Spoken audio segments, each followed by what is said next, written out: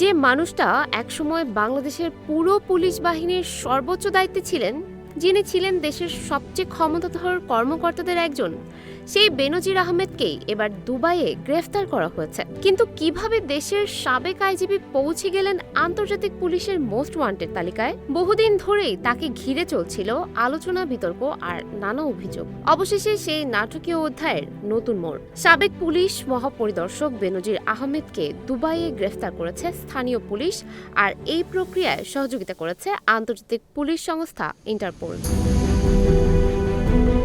সূত্র বলছে, দুর্নীতি দমন কমিশনের করা মামলার ভিত্তিতে তার বিরুদ্ধে জারি হয়েছিল রেড নোটিশ। একসময় যিনি দেশের আইন শৃঙ্খলা রক্ষাকারী বাহিনীর প্রধান ছিলেন, সেই ব্যক্তির ছবি পরে স্থান পায় ইন্টারপোলের মোস্ট ওয়ান্টেড তালিকায়। অবৈধ সম্পদ অর্জন, সম্পদের তথ্য গোপন এবং জ্ঞাত আয় বহির্ভূত সম্পদের অভিযোগে তার বিরুদ্ধে একাধিক মামলা করে দুদক। শুধু বেনজিরই নন, তার স্ত্রী ও 2 মেয়ের বিরুদ্ধেও আনা হয় অভিযোগ। মামলার নথি অনুযায়ী পরিবারের বিরুদ্ধে 74 কোটিরও বেশি টাকার সম্পদের হিসাব নিয়ে প্রশ্ন তুলেছিল তদন্ত সংস্থা। এরপর আদালতের নির্দেশে ইন্টারপোলের মাধ্যমে রেড নোটিশ জারি করা হয়, আর এখন সেই রেড নোটিশের জেরে দুবাইয়ে গ্রেফতার হওয়ার খবর সামনে এসেছে।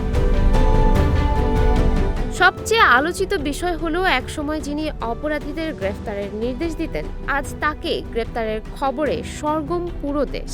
এই গ্রেফতারের পর কি হবে? তাকে কি দেশে ফিরিয়ে আনা হবে, নাকি শুরু হবে দীর্ঘ আইনি লড়াই? এই প্রশ্নগুলোর উত্তর জানতে এখন অপেক্ষা করছে পুরো বাংলাদেশ। সুমাইয়া হক তন্নি, নিউজ ফ্ল্যাশ 71।